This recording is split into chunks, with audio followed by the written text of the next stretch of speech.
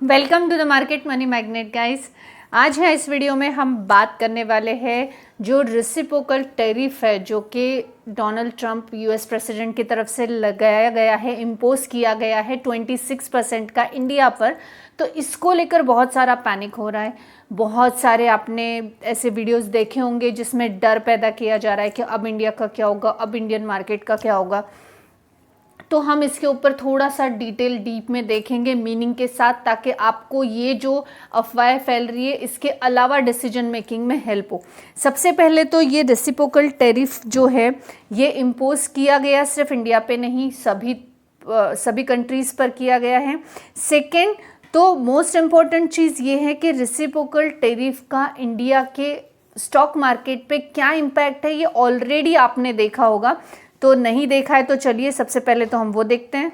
तो आप देख सकते हैं कि निफ्टी ओनली 0.39% की गिरावट में है, काफ़ी कम गिरावट में है। अगर ये जो टैरिफ अप्लीकेबल किया गया है रेसिप्रोकल, इसका बहुत निगेटिव इम्पैक्ट अगर होता इंडिया पे या हिंदुस्तान के शेयर मार्केट पे तो डेफिनेटली आपको यहाँ पे 1% से 1.5% की गिरावट आपको देखने को मिलती, लेकिन 0.35% की गिरावट है। और क्यों है हम ये भी जानेंगे। तो बहुत मिनिमल गिरावट यहाँ देखने को मिल रही है। सेकेंड, अगर बैंक निफ्टी की बात करें तो बैंक निफ्टी पे कोई खास इसका इम्पैक्ट देखने को नहीं मिला। ऑब्वियस है क्योंकि ये इंपोर्ट एक्सपोर्ट से रिलेटेड कॉन्सेप्ट है, तो यहाँ पे बैंकिंग सेक्टर का कोई यहाँ पे लेना देना डेफिनेटली नहीं था। उसके अलावा सेंसेक्स की बात करें तो सेंसेक्स में भी 0.42% की गिरावट है, यानी बहुत ही कम गिरावट देखने को मिली। अब यहाँ पे इतना तो समझ में आ रहा है, एक लेमैन लैंग्वेज में बोला जाए तो, कि इसका बहुत negative impact definitely Indian economy पे नहीं है। होता तो डेफिनेटली इससे ज़्यादा की गिरावट देखने को मिलती। अब यहाँ पे कैसे नहीं है इस पे अगर हम बात करें तो रेसिप्रोकल टैरिफ का पहले मतलब जानेंगे तो आपको समझ में आएगा कि एग्जैक्टली इसका क्या इम्पैक्ट हो सकता है और कौन से सेक्टर्स पे इसका इम्पैक्ट हो सकता है। सबसे पहले तो रेसिप्रोकल टैरिफ यानी जैसे को वैसा, यानी जितना, जैसे अगर हम यूएस में माल भेज रहे हमारा तो हम उन पे टैरिफ एप्लीकेबल करेंगे तो वो भी हम पे करेंगे, जैसे को तैसा। बस इसका इतना ही मीनिंग है, ज़्यादा डिटेल कॉन्सेप्ट में जाने की ज़रूरत नहीं है। बाकी आपको गूगल पे और भी इसकी डिटेल मिल जाएगी और आप उसको पढ़कर समझ सकते हैं। बेसिकली इसका मतलब है दोनों कंट्रीज एक दूसरे पे टैरिफ लगाएगी, टैक्स लगाएगी उन अपने गुड्स पे, या अपनी जो भी ट्रेड को इंक्रीज करने के लिए बोलो, फैसिलिटीज़ पर भी आप बोल सकते हैं। तो बेसिकली जैसे को तैसा ये रेसिप्रोकल टैरिफ का मीनिंग आपको देखने को मिल जाएगा। यहाँ पर इस चार्ट में आप क्लियरली देख सकते हो रेसिप्रोकल टैरिफ्स जो हैं इनके एक पूरा चार्ट है कि हर कंट्रीज़ पे एप्लीकेबल किया गया है, जैसे वो कंट्रीज़ का यूएस पे कितना है और यूएस का उन पर कितना है। तो उसमें आप देख सकते हैं चाइना का 67% है और यूएस ने अभी जो इम्पोज किया है डिस्काउंटेड वो 34% देखने को मिल रहा है। वहीं इंडिया की बात की जाए तो इंडिया 54% तक का टैरिफ जो है लगाती थी। अब यूएस की तरफ से 26% का टैरिफ यहाँ पे लगाया गया है, यानी पहले से हम लगा ही रहे थे लेकिन यूएस की तरफ से अभी 26% का टैरिफ लगा है। अब आप सोचेंगे यहाँ पे 26% का ही टैरिफ है तो इस वजह से कहीं कम हमें जो मार्केट में गिरावट देखने को मिली, ऐसा नहीं है। देखा जाए तो जापान में पे तो फिर सिर्फ 24% का है, फिर इंडिया तो जापान से भी ज़्यादा 26% का टैरिफ लगाया गया है।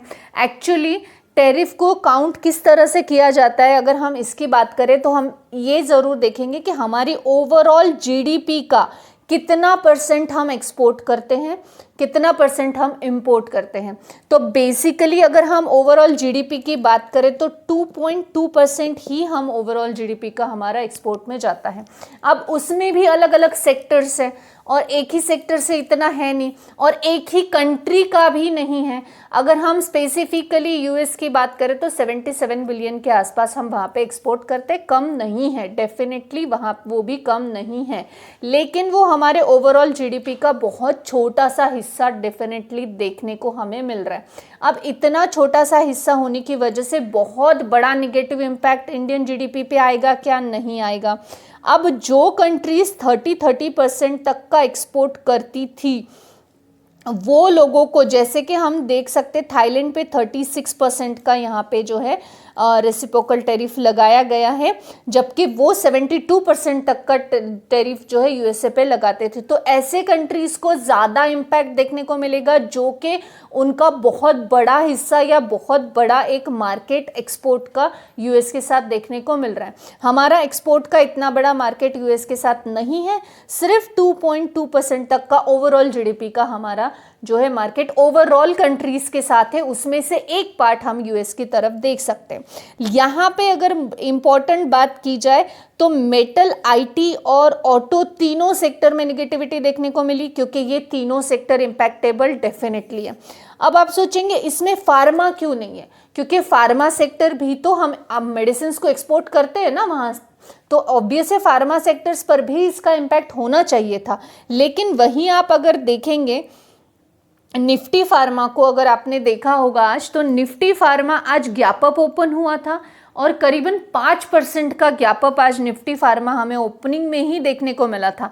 और ओवरऑल मार्केट में भी करीबन 2.25% तक का पॉजिटिविटी हमें इसमें देखने को मिला। अब जब इतना 26% का टैरिफ अप्लीकेबल हो चुका है और metal sector, IT sector, auto sector में भी निगेटिविटी देखने को मिली, जबकि ऑटो का हमारा 3.4% तक का ही एक्सपोर्ट देखने को मिलता है ओवरऑल, और ओवरऑल कंट्रीज की बात कर रहे हैं हम, तो तब उसमें भी निगेटिविटी है। तो फार्मा में निगेटिविटी क्यों नहीं है? तो फार्मा सेक्टर को एग्जम्प्ट रखा गया है इस रेसिप्रोकल टैरिफ से, क्योंकि वो एक तो मेडिसिन भी मंगाए और उसके ऊपर वो टैरिफ भी लगाए, तो हमारी तो कोई मजबूरी है नहीं कि हम मेडिसिन भी दें और उनको ऊपर टैक्स भी दें। तो इस वजह से जो फार्मा सेक्टर है, जो कि नेसेसरी सेक्टर देखने को मिल रहा है, इस वजह से फार्मा सेक्टर को एग्जम्प्ट किया गया है। और फार्मा निफ्टी तो 5% गैप अप ओपन हुआ था और पूरा पॉजिटिविटी में है, सिर्फ इसलिए कि फार्मा सेक्टर को एग्जम्प्ट किया गया है। लेकिन हो सकता है आने वाले समय में फार्मा पे भी एक अलग से, not 26% but it may be 5 to 15% तक का टैरिफ एप्लीकेबल हो सकता है। इनडायरेक्ट डोनाल्ड ट्रंप की स्पीच में उन्होंने इस तरह की बात की है, लेकिन वो फ्यूचर की बात है, रिपोर्ट की न्यूज़ है, वो कंफर्म होने तक हम कुछ भी कंफर्म नहीं बता सकते। अब यहाँ पे मार्केट में जबकि रेसिप्रोकल टैरिफ का जो डर पैदा किया जा रहा है अननेसेसरी, वो एकदम इनवैलिड है। लेकिन ये सब चीज़ों को आने वाले समय में इंडिया जो है 3rd लार्जेस्ट इकोनॉमिक बनने के कगार पर खड़ी है, और अगर मार्केट अप जाता है, ऊपर आता है, तो डेफिनेटली आने वाले 2028 तक हमें जो है इंडियन इकोनॉमी वर्ल्ड की 3rd लार्जेस्ट इकोनॉमी देखने को मिल सकती है। हम ऑलरेडी 2025 में हैं, यानी आने वाले 3 सालों में ये चीज़ हो सकती है। कब? जब मार्केट भी थोड़ा रिकवर करे, और मार्केट डेफिनेटली रिकवर करेगा। यहाँ पे जो एक माहौल बन रहा है उसमें मैं आपको बता दूं, सेमीकंडक्टर सेक्टर पे इसका नेगेटिव इम्पैक्ट देखने को मिलेगा, रेसिप्रोकल टैरिफ जो कि 26% तक का इम्प्लीकेट किया गया है। उसके अलावा मेटल सेक्टर पर भी और आईटी ऑटो सेक्टर पर भी देखने को मिलेगा। इनके अलावा हम ज़्यादा इम्पोर्ट या एक्सपोर्ट डायमंड्स सेक्टर पे देखने को मिलेगा। डायमंड क्योंकि हम बहुत ज़्यादा इंपोर्ट एक्सपोर्ट में हैं, और स्मार्टफोन डेफिनेटली उस पर भी देखने को मिलेगा। अभी सिर्फ निफ्टी फार्मा एग्जम्प्टेड है, तो निफ्टी फार्मा पे देखने को नहीं मिलेगा, लेकिन हम अपने ओवरऑल इकोनॉमी का बहुत छोटा हिस्सा एक्सपोर्ट में, इंपोर्ट में रखते हैं। इस वजह से इंडियन इकोनॉमी पे इसका बहुत ज़्यादा नेगेटिव इम्पैक्ट देखने को ना मिला है, ना मिलेगा। तो ये जो आर्टिकल्स आ रहे हैं ना कि बस अब टैरिफ लगने के बाद Indian economy collapse, share market collapse, अपना पोर्टफोलियो बेच दो, अपने स्टॉक्स बेच दो, और बहुत से लोगों ने ये सियापा किया होगा आज मॉर्निंग में, टैरिफ की न्यूज़ सुनते ही अपना पोर्टफोलियो खाली किया होगा। अगर आप में से भी कोई ऐसा है तो मुझे डेफिनेटली कमेंट सेक्शन में बताइएगा कि किसी ने ऐसी गलती की है या नहीं। तो ये सब चीज़ों पर बिलीव नहीं करना है, ये जानना सिर्फ कि टैरिफ इम्पोज हो चुका है, दैट डजेंट मीन कि शेयर मार्केट पर उसका इम्पैक्ट इम्पैक्ट है, हमें ये जानना चाहिए कि ओवरऑल जीडीपी का, ओवरऑल हमारे इकोनॉमी का कितने % एक्सपोर्ट में है, कौन से सेक्टर्स में है, और हर सेक्टर अलग अलग इंपोर्ट एक्सपोर्ट करता है। अब अलग अलग सेक्टर के अलग अलग परसेंटेज होते हैं, तो उस हिसाब से कौन से सेक्टर इफेक्टिव होंगे और मार्केट कितना इफेक्टिव होगा। मार्केट उतना ही इफेक्टिव होगा जितना हमारा ओवरऑल जीडीपी का हम % जो है वो यूएस को एक्सपोर्ट करते हैं, जो कि एकदम मिनिमल है। तो इसी वजह से आज मार्केट पे निगेटिविटी थी, लेकिन इतनी ज्यादा निगेटिविटी डेफिनेटली देखने को नहीं मिली है। मार्केट रिकवर करेगा, हम वर्ल्ड्स 3rd लार्जेस्ट इकोनॉमी बनने की कगार पर हैं।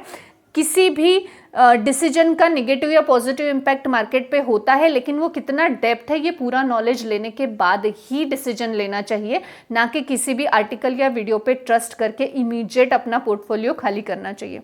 I hope this information is informative for you. This information is only for the education purpose. Thanks for watching.